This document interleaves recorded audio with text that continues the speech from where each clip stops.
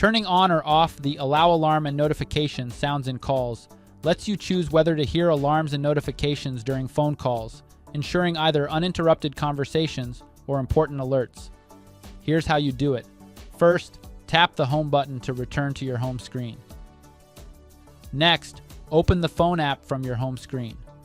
In the phone app, tap the More button or the three-dot icon at the top right, and then select Settings from the drop-down menu.